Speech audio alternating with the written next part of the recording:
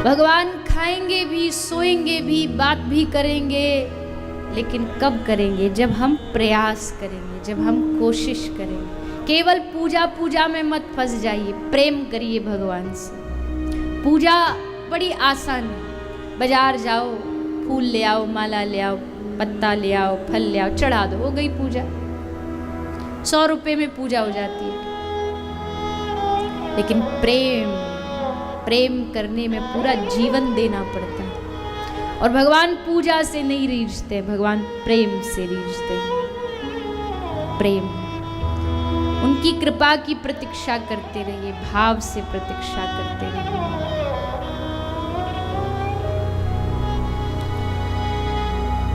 कुछ भी कहिए उनसे, आप जरूरी नहीं। कई लोग कहते भगवान संस्कृत के स्तोत्रों से खुश होंगे। अरे आप और सब छोड़िए, मैं तो ये भी कहूँ, प्यार से गाली भी दे दोगे ना तो खुश हो जाएंगे। नरसिंह, जूनागढ़ गुजरात के नरसिंह मेहता, उनको कारागार में डाल दिया था राजा ने। परीक्षा ली कि सुबह तक भगवान तेरे गले में माला चढ़ा गया तो तू सच्चा भक्त, नहीं तो सुबह फांसी पे चढ़ा दे। नरसिंह बुला रहे पूरी रात प्रभु को, प्रभु आ जाओ, प्रभु आ जाओ, प्रभु बचा लो, प्रभु इज्जत का सवाल है, प्रभु आबरू चली जाएगी, प्रभु लाज चली जाएगी। थोड़ी देर तक बुलाया, समय बीतता जा रहा। नरसिंह ने सोचा ऐसे नहीं आएगा ये। अब नरसिंह ने गालियां देना शुरू किया। नरसिंह बोले कब से बोल रहा हूँ आ जाओ आ जाओ, इज्जत का सवाल है, इज्जत चली जाएगी, आबरू चली जाएगी। पर अब समझ आई बात मुझे, असली बात यह है कि इज्जत उसकी तो जाएगी जिसकी होगी, तेरे पास है ही नहीं तो जाएगी कहाँ से? तेरे दो माँ, तेरे दो बाप। भगवान को कह रहे तेरे कुल खानदान का पता नहीं। कोई कहता है देवकी नंदन, कोई कहता है यशोदा नंदन। क्यों आएगा तू मेरे पास? है क्या मेरे पास देने के लिए? तू तो उस कर्माबाई के पास जाएगा खिचड़ी खाने, तू तो शबरी के पास जाएगा क्योंकि तुझे तो माल चाहिए। खूब सुनाया। और ठाकुर जी बैठे बैठे कितनी बढ़िया गाली देता। नरसिंह का एक राग था, केदार राग। नरसिंह जब भी वो राग गाते तो ठाकुर जी आ जाते। पर आज तक ठाकुर जी को केदार राग में इतना आनंद मजा नहीं आया जितना आज गालियां सुन के आ रहा। देवता कह रहे प्रभु ये कैसा भक्त है, आपको गाली दे रहा है। और चुप हो जाओ, एकदम सुनने दो, बड़ा आनंद आ रहा है। ऐसा भगवान दुनिया में कहीं नहीं मिलेगा आपको जो गालियों में भी मजा ढूंढ ले, गाली में भी मजा ढूंढ। भगवान कहते टूटी फूटी जो वाणी तेरे मन में आ जाए तू कह दे, तू मुझे सुना दे, मैं उसी से खुश हो जाऊं। अरे बड़ा प्रसिद्ध कहानी, एक छोटा बच्चा भगवान के दरबार में गया। सब कोई रामचरितमानस के दोहे गा रहा था, कोई गोपी गीत गा रहा था। अरे बच्चे ने सोचा मैं क्या सुनाऊं भगवान, कुछ तो आता नहीं। तो भगवान के सामने खड़ा होके क ख ग घ ये सुनाने लगा। तो पुजारी जी बोले अरे बच्चे क्या कर रहा है तू, ये कौन सी स्तुति है? बोले पंडित जी स्तुति तो कोई नहीं है, पर आपकी जितनी भी स्तुति बनी है ना वो क ख ग के भीतर से ही बनी है। तो मैंने भगवान को सब सुना दिया, जो अच्छा लगे खुद बना लेंगे, उनको जो अच्छी लगेगी स्वयं बना ले, मैं क्यों बोझ लूं। ये प्रेम है। मैं बार बार कहती हूँ भागवत प्रेम करना सिखाती है भगवान से। प्रेम भागवत सफल तभी है, कथा से पहले भले आप घर में 5 ही सदस्य हो, लेकिन कथा 7वें दिन जब विश्राम हो तो आप 5 से 6 बन जाएं, मतलब ठाकुर जी आपके घर का एक और सदस्य बन जाए। सदस्य मानोगे तब ये सब प्रेम जागेगा। अगर मूर्ति मानोगे तो फिर तो मूर्ति है, खड़ी है, क्या करेगी? कुछ नहीं। एक कोई भक्त था, भक्त क्या था, विषय संसारी था। तो उसको कुछ इच्छा पूरी करनी थी अपनी, उसको बच्चा पुत्र चाहिए था। तो किसी ने कहा गोपाल जी की सेवा कर लो। गोपाल जी रखे, बालक नहीं हुआ। तो उसने सोचा हटाओ इनको, दूसरा वाला लाओ, दूसरा ट्राई करो, दूसरा भगवान ट्राई करो। गोपाल जी को साइड में कर दिया और दूसरा कोई देवी देवता की मूर्ति रख के उसकी पूजा करने लगा। अब सामने धूप लगाता मूर्ति के सामने।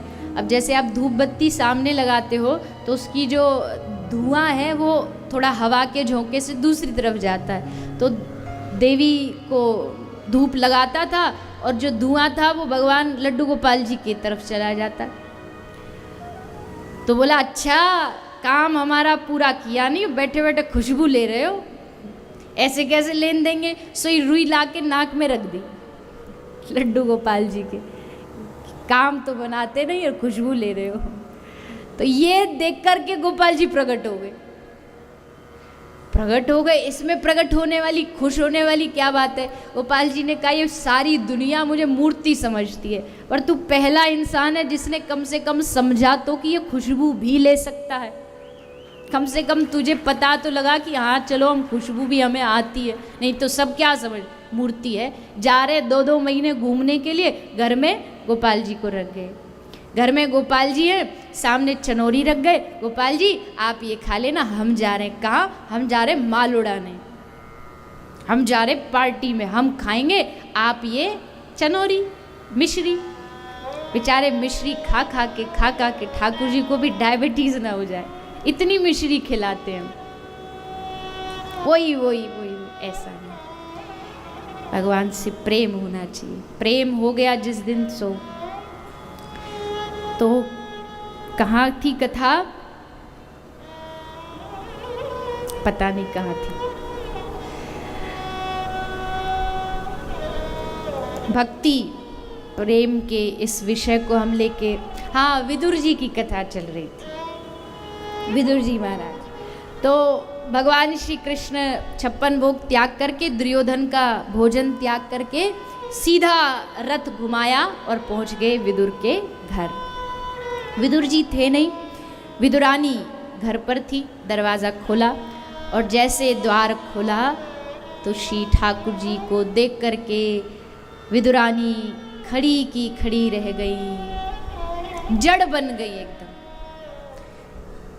कोई आता घर में स्वागत सत्कार, लेकिन वो सब भूल गई, ऐसी खड़ी खड़ी टकटकी लगा के निहार रही। भगवान ने स्वयं कहा, अरे चाची जी खड़ा ही रखोगी कि भीतर भी लेके जाओगी? अरे हाँ प्रभु, आइए लेकर के आई, लेकर कहाँ बिठाऊं, क्या खिलाऊं, कहाँ विराजू। बावरी हो गई एकदम। और ठाकुर जी देख रहे हैं, देखो कैसे बावरों की तरह भागी जा रही है। एक जगह ठाकुर जी विराजमान हो गए, खुद भी बैठ गई और बैठ के बस देख रही। अजी कोई घर आता चाय पानी तो पूछो। इन्होंने पूछा नहीं तो भगवान ने स्वयं कहा, ऐसे ही भूखा बिठाए रखोगी कि कुछ दोगी भी? हाँ प्रभु। और भाग करके विदुरानी गई रसोई घर से, देखा क्या है, पात्र वात्र सब खोल करके, तो पात्र में विदुरानी को केले मिले और केले लेकर के विदुरानी आई, ठाकुर जी के सामने बैठी। और आगे क्या हुआ ये बताने की आवश्यकता है, जानते हैं ना? वो भूल अमर हो गई, वो भूल सदा सदा के लिए इतिहास में दर्ज हो गई। लेकर के छिलका ठाकुर जी को खिलाती गई और गिरी को बाहर फेंकती गई। ठाकुर जी छिलका खाते गए। और भैया हमारे ब्रज के महात्मा कहते हैं, बड़ी बात ये नहीं है कि विदुरानी भूल गई थी वो छिलका खिला रही है, बड़ी बात ये है कि भक्त वत्सल भगवान भी भूल गए थे कि वो छिलका खा रहे हैं। उनको भी नहीं पता क्या खा रहे, छिलका खाते, आनंद से छिलका खाते जा रहे। विदुर आए, विदुर ने देखा ये बावरी क्या कर रही है, रोका, अरे बंद करिए, क्या खिला रही है भगवान? ला मैं खिलाता हूँ। लेकर के केला भगवान को खिलाने लगे तो भगवान ने कहा नहीं, बस पेट भर गया अब तो। क्योंकि जो रस विदुरानी के छिलके में, वो विदुर के केले में नहीं है। पेट भर अब नीचे। भक्तवत्सल नाम ऐसे ही भगवान का नहीं है, यकीन मानिए। जो उन पर रीझता भगवान उस पर रीझ जाते हैं, उस पर रीझ जाते हैं।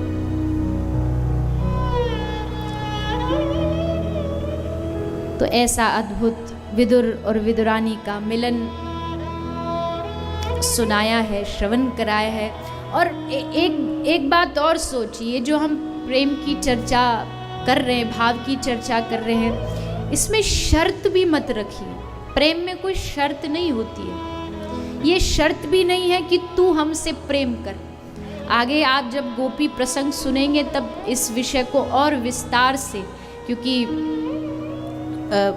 महाराज जी ने कहा था प्रथम दिन ही कि यहाँ पर सभी समस्त लोग सूफीवाद को मानने वाले बहुत हैं, और सूफीवाद में प्रेम की जो चर्चा है वो अद्भुत है।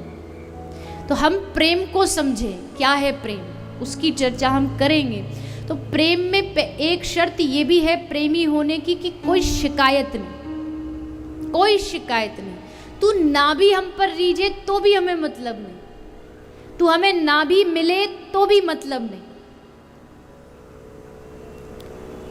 मेरा काम है तुझे प्रेम करना, और वो मैं अंतिम सांस तक करता रहूं, तू देखे न देखे। एक बार नारद जी कहीं से जा रहे थे, तो नारद जी को दो भक्त एक जगह कहीं आंख बंद करके बैठे हुए मिले, तो नारद जी रुक गए। तो इन दोनों भक्तों ने देखा नारद जी, आप प्रणाम किया। प्रणाम करके नारद जी से कहा, नारद जी आप तो भगवान के बड़े करीबी हो, एक काम करो ना, भगवान से जरा पूछ के आओ हमें कब मिलेंगे, हमें कब दर्शन देंगे भगवान। नारद जी कहे ठीक है अभी पूछ के आता हूँ। नारद जी गए, नारद जी ने पूछा भगवान से कि प्रभु दो भक्त पूछ रहे कब मिलोगे। भगवान ने कहा कि जिस पेड़ के नीचे वो बैठे हैं ना, उस पेड़ के जितने पत्ते हैं उतने जन्म और उनको लेने पड़ेंगे, और उतने जन्मों के बाद में उनको मिलूंगा, जाओ कह दो। आ गए नारद जी, और नारद जी आकर के भक्तों को बताया कि भगवान कह रहे जितने पेड़ के पत्ते उतने जन्मों बाद मिलूंगा। उन्होंने ऊपर देखा, पेड़ भी किसका था, इमली का। इतने जन्मों बाद मिलेंगे। एक ने उठाया अपना थैला, बोला भैया हमारे बस की बात नहीं, इतने जन्म हम कब तक उसके पीछे पड़े रहेंगे, करोड़ों जन्म हमें नहीं लेने, हम जा रहे हैं अपने घर बाल बच्चों के साथ मौज मस्ती करेंगे। और वो वहाँ से निकल गया। और दूसरा जो भक्त था उसने जैसे सुना वो खड़ा होके जोर जोर से नाचने लगा, कूदने लगा। नारद जी बोले या तो ये कोई बहुत पहुंचा हुआ इंसान है या इसका कोई दिमाग का कोई स्क्रू ढीला है। अरे भैया तू देख रहा है क्या भगवान ने क्या कहा है, कितने जन्मों बाद तुझे दर्शन देंगे, कितने जन्मों बाद मिलेंगे। वो नाचता नाचता बोला अरे नारद जी कितने जन्मों बाद मिलेंगे, कितने और जन्म लेने पड़ेंगे, इस बात से मुझे कोई मतलब नहीं है, मुझे उस बात पर ध्यान भी नहीं देना, बस वो मुझे मिलेंगे इस बात की मुझे खुशी है और इसी बात से मेरी जीवन की धन्यता। वो उन्होंने कहा कि वो मिलेंगे बस। और जैसे नाच रहा था ना उसी समय ठाकुर जी आ गए, उसी समय भगवान सामने आ। अब नारद जी देखे टेढ़े टेढ़े, प्रभु क्या है ये, हमको झूठा साबित करा दिए, हम तो इसको कहे कि इतने जन्मों बाद मिले, आप आज ही आ गए। भगवान ने कहा नहीं नहीं नारद, मिलूंगा तो इसको इतने जन्मों बाद ही। आज मैं इसे दर्शन देने नहीं आया हूं, आज मैं इसके दर्शन करने आया हूं, मैं इसके दर्शन करने आया हूं कि देखो